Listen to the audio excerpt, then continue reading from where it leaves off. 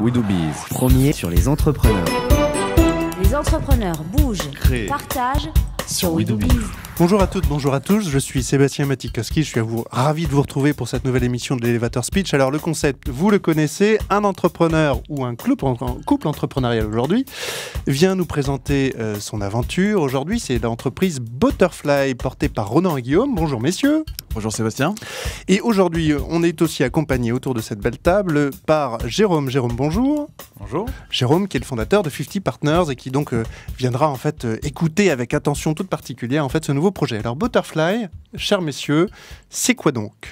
Butterfly, c'est simple, c'est le Airbnb du bateau. Alors le Airbnb, je vois, c'est l'échange, hein, c'est ça, on sous-loue, Exactement, voilà, location entre particuliers. Ah voilà. Le propriétaire du bateau peut rester à bord, on peut choisir de louer son bateau seul.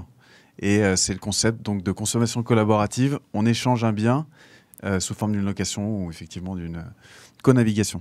D'accord, et là c'est que sur le bateau en fait. Bateau, planche à voile, kitesurf, kayak, tout ce qui est sur l'eau, tout ce qui navigue et tout ce qui peut donc intéresser les gens qui sont passionnés de mer.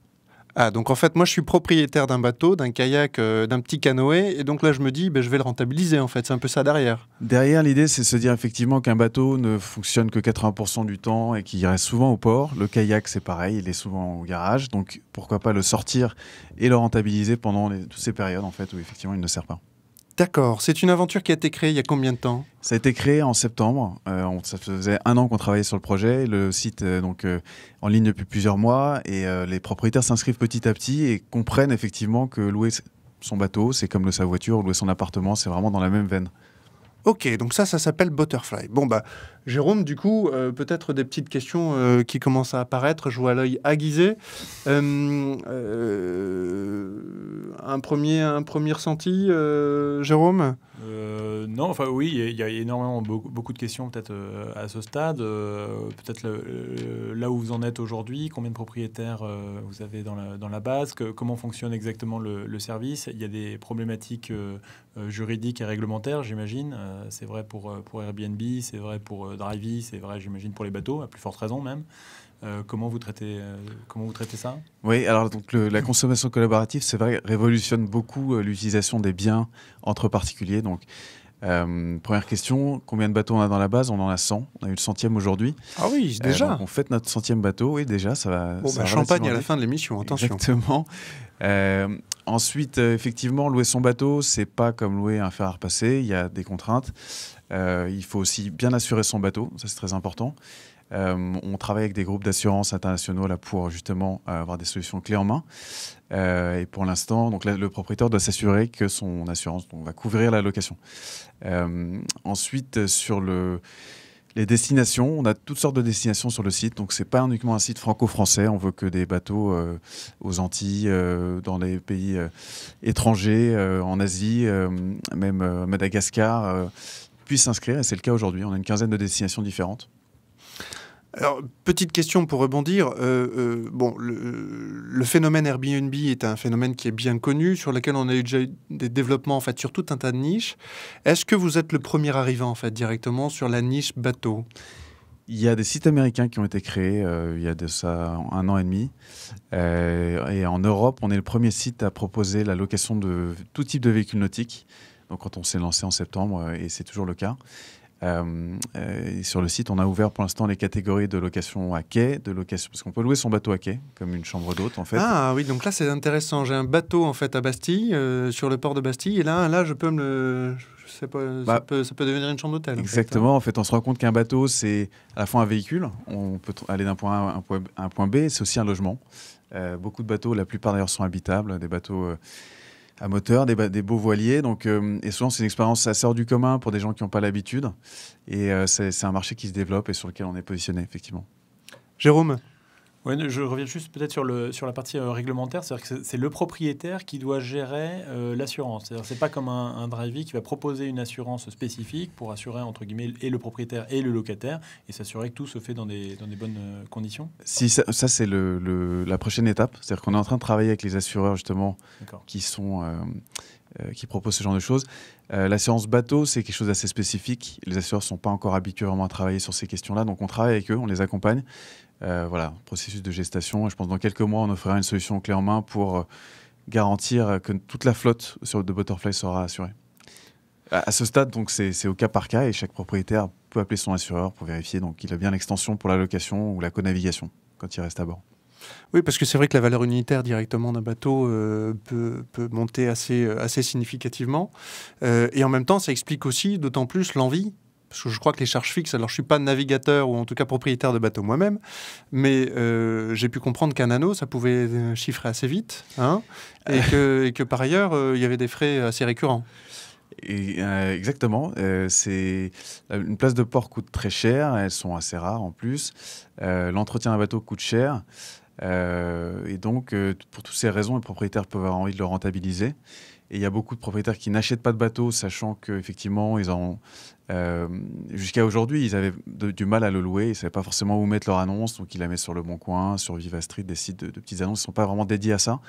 Et donc, nous, on accompagne ces propriétaires-là pour qu'ils aient toute une liste d'équipements et qu'ils puissent garantir le paiement et que aussi leurs coordonnées personnelles soient bien protégées. Et une question aussi que je voudrais aborder, parce que je pense que vous l'avez sous-entendu tout à l'heure, c'est qu'on ne loue pas son bateau n'importe comment et il faut garantir que la personne qui va louer est suffisamment experte pour le manœuvrer, que ce soit un bateau à voile ou à moteur d'ailleurs. Ah oui, comment on s'en prémunit ça alors ? Alors donc là, il y a un concept qui est très simple, c'est le concept du CV nautique. C'est-à-dire que comme un entretien d'embauche, on envoie son CV et pour louer un bateau, on a besoin de certifier entre guillemets son expérience. Donc on va la décrire et par un système de recommandation et de notation via les autres, les locations précédentes, on peut avoir avec un degré important de certitude le niveau de quelqu'un, savoir si vraiment il va pouvoir manœuvrer tel ou tel bateau. D'accord. Ou vérifier les permis, j'imagine. Les permis, on demande aux gens s'ils ont un permis. Ils sont effectivement vérifiés, on regarde les numéros de permis. Et quel est le gain financier pour un utilisateur ? Quel est l'attrait financier pour un utilisateur ? Si on prend Airbnb, on va gagner peut-être entre 50 et 75% du prix par rapport à une chambre d'hôtel. Qu'est-ce qu'on peut espérer par rapport effectivement à des locations classiques dans un port auprès d'un loueur ? Airbnb dit plutôt 30 ou 40% que 50 ou 75% par rapport à un prix de location d'hôtel. Oui, c'est ça. C'est le prix qu'on paye, c'est à peu près entre 50 et 75% du prix d'une chambre. Oui, c'est ça. Oui, c'est dans ce sens-là.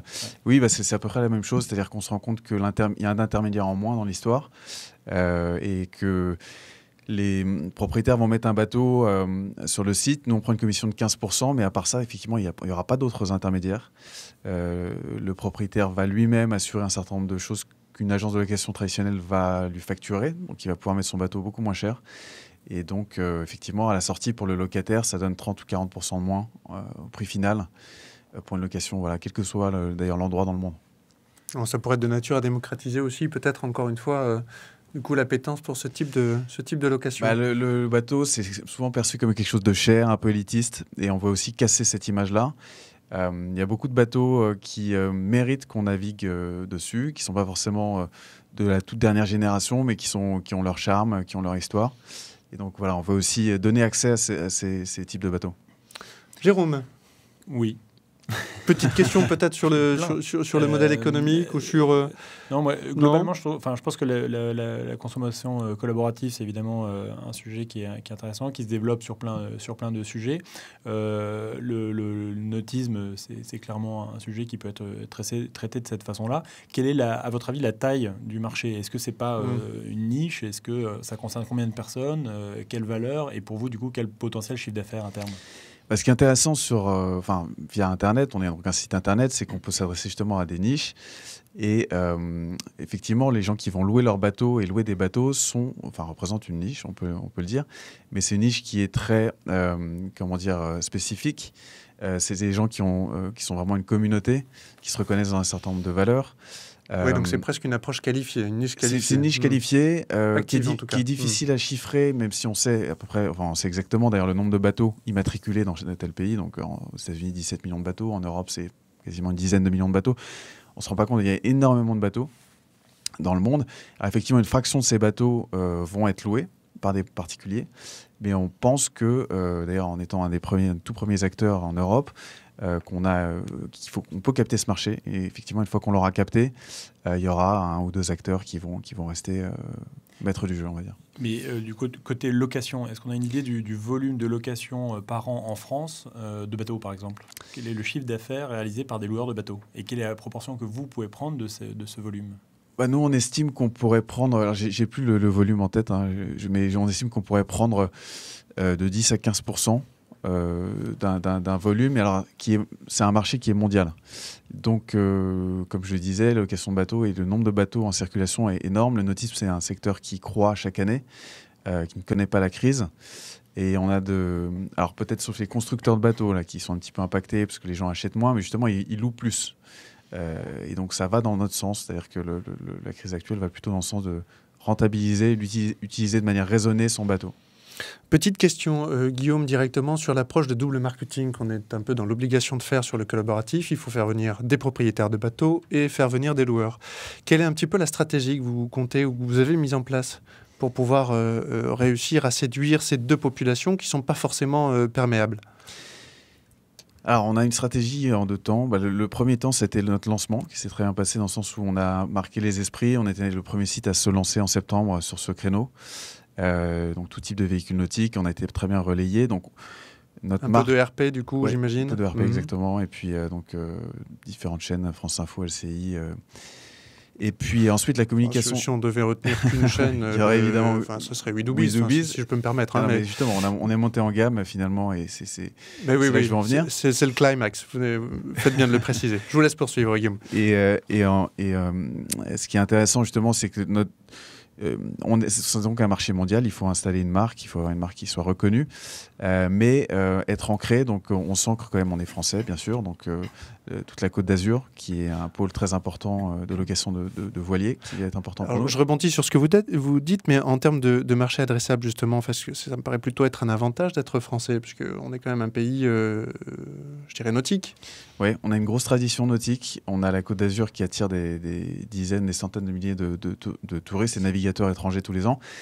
Et on a accès aussi à des zones de navigation qui sont peut-être moins attrayantes à première vue, mais qui sont pratiquées par beaucoup de gens. Donc la Manche, évidemment, l'Atlantique, tous les pays nordiques aussi qui sont très proches. La France est une région, un pays central en fait en termes de navigation, en plus avec des marins très charismatiques qui sont connus dans le monde entier. Donc on pense que c'est effectivement un atout d'être français pour ce métier. D'accord, donc ça c'était du coup l'aspect double marketing avec la RP derrière. Merci Guillaume. Jérôme, une question encore peut-être. Oui, peut-être deux questions, je pense qui peuvent être importantes. C'est peut-être un point sur l'équipe, qui vous êtes, combien vous êtes, qui intervient sur le projet, et puis peut-être au-delà des chiffres, mais peut-être le financement. Est-ce que vous avez été financé jusque-là? Comment vous avez financé le lancement? Et puis qu'est-ce que vous prévoyez pour la suite? Oui, alors on est 2 associés. On a commencé à travailler sur le projet il y a plus d'1 an et demi. L'équipe est constituée donc de nous 2 et de 2 stagiaires à ce stade. Donc c'est une équipe relativement restreinte, mais on fait évidemment travailler beaucoup de gens par ailleurs, donc des développeurs, graphistes, etc. C'est un projet autofinancé qui est dans une phase on commence notre levée de fonds. Voilà, c'est Scoop WeDoBiz. On commence notre levée de fonds. En même temps, c'est très étonnant pour une émission qui s'appelle l'Elevator Speech et qui cherche justement à présenter des sociétés qui lèvent de l'argent. Mais exactement. Mais voilà. Mais pour les gens qui ne le sauraient pas, c'est toujours bon de répéter Scoop. L'information. Sur quel montant? Qu'est-ce que vous visez? On cherche à lever entre 200 et 300 000 euros, peut-être plus, on verra. L'idée, c'est pouvoir. On parlait de RP, donc il y a des RP à faire évidemment. Tout un travail de référencement sur Internet, de traduction du site en différentes langues. Le site est disponible en français, en anglais. On va essayer et très bientôt en espagnol. Et donc il y a évidemment la langue est fondamentale. Développer de nouvelles fonctionnalités. Et puis d'autres surprises, puisqu'on a d'autres idées. D'accord, donc asseoir la communication, développer encore une fois effectivement la notoriété éventuellement même spontanée. On a parlé de concurrence tout à l'heure, il y a d'autres initiatives françaises ou c'est des concurrences plutôt internationales? On regarde beaucoup les Américains qui se sont lancés il y a 2 ans bien sûr, puisqu'ils ont pris de l'avance, comme souvent. Et il faut savoir aussi qu'ils ont une culture nautique quand même relativement différente, donc on peut se positionner par rapport à ça aussi. Donc, on a une culture spécifique pour le nautisme. Ensuite, effectivement, il y a plusieurs sites qui se sont lancés en France, qu'on regarde bien sûr aussi, et c'est intéressant. Et je pense qu'on est tous en train d'éduquer le marché, c'est-à-dire de faire prendre conscience aux propriétaires de bateaux qui peuvent louer finalement plus simplement qu'ils ne penseraient à la base leur bateau. Donc finalement, aujourd'hui, on est assez content d'avoir un ou deux challengers sur ce créneau. Merci Guillaume. Jérôme, une dernière question ? Non, je pense que c'est un sujet qui est intéressant. Encore une fois, comme on le disait, la consommation collaborative peut s'appliquer tout à fait à ce secteur-là. Les vraies questions, je pense, sur lesquelles il faut creuser, c'est le marché qu'on évoquait. Donc, oui. Pas tant pour savoir s'il y en a un ou pas, mais plutôt pour savoir quelle est la taille de ce marché. Ça va aussi peut-être déterminer les ressources que vous allez mettre en face. On parlait de marketing notamment. Et ça peut vous donner aussi les perspectives de revenus à terme. Et je pense que c'est important dans le cadre de la levée de fonds de pouvoir... Donc bien dressé.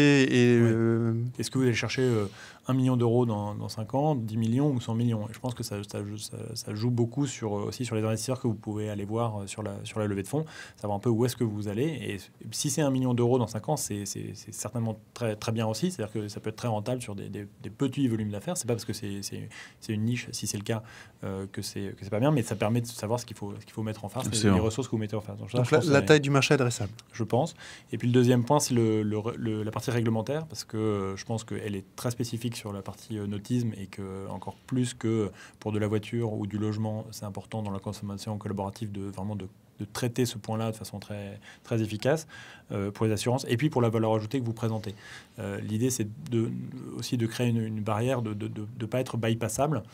Aujourd'hui, si je donc veux diriger, effectivement, oui, je vois ce que vous voulez dire. Si on part sur Drivey, par exemple, si je veux prêter ma voiture à quelqu'un, je vais pas le faire en one-to-one, je vais passer par Drivey parce qu'il y a les sujets assurance, etc., de couverture qui font que c'est un point de passage obligé. Et l'idée, c'est, je pense, de créer une valeur ajoutée au-delà uniquement de la mise en relation entre les propriétaires, parce que si vous ne faites que ça, au bout d'un moment, les gens vont faire entre eux directement. Oui. Donc, il faut créer une barrière là. Je précise que nous, à ce stade déjà, on sécurise la caution et le paiement, ce qui est assez important. Donc, un propriétaire ne va pas se balader avec un chèque de caution sur le ponton de 2 ou 3 000 euros pour son bateau. Nous, on le sécurise, donc c'est assez clé pour lui à ce stade. Toute la partie assurance, donc on a déjà des partenaires et donc des solutions, mais on voudrait faire quelque chose de, comme je le disais tout à l'heure, qui soit vraiment global. Donc ça, c'est l'objectif, et on va y arriver. Et sur effectivement la partie analyse du marché et taille du marché adressable, on affine de plus en plus, et je pense dans notre levée de fonds, on va creuser ça encore plus. Donc voilà. Un sujet peut-être intéressant aussi, c'est que vous posiez la question sur l'équipe, et c'est vrai que mon associé a des compétences, puisqu'il est avocat de formation, c'est quelque chose d'assez important. Oui, notamment sur la partie réglementaire, sur lequel réglementaire, assurance, responsabilité. Il faut savoir qu'un skipper en bateau porte une responsabilité très lourde, qui est celle du bateau, mais aussi des équipiers. Et donc, qui est le skipper ? Effectivement, est-ce que c'est le propriétaire ? Est-ce que c'est le locataire ? C'est des questions fondamentales. Et il faut imaginer le pire pour pouvoir être sûr, en cas de problème, que tout soit clair. Donc, c'est des questions qu'on a vraiment en tête depuis longtemps. Et je précise aussi que j'ai rédigé et édité l'année dernière un guide de sécurité en mer, donc qui aborde aussi toutes ces questions de préparation du bateau, de l'équipement et de la gestion des situations d'urgence. Ça s'appelle Safetix. Et voilà, c'est un guide qui est en vente sur le site safetix.com et qui montre aussi qu'on creuse ces questions au sein de l'équipe. On n'est pas seulement passionné depuis longtemps, mais on réfléchit en amont pour que les choses soient simples en fait et claires. D'accord, donc une approche orientée service. En tout cas, Guillaume, Jérôme, merci beaucoup pour cette émission. On a donc pu découvrir le collaboratif sur le bateau. Nous, en tout cas, on attend clairement toute l'équipe de WeDoBiz d'être invitée sur le bateau Bahamas. Ça nous paraît une évidence obligatoire pour tester le marché. En tout cas, d'ici là, on vous dit, chers auditeurs, à très bientôt pour une nouvelle émission de l'Elevator Speech. À bientôt. Merci beaucoup. Merci.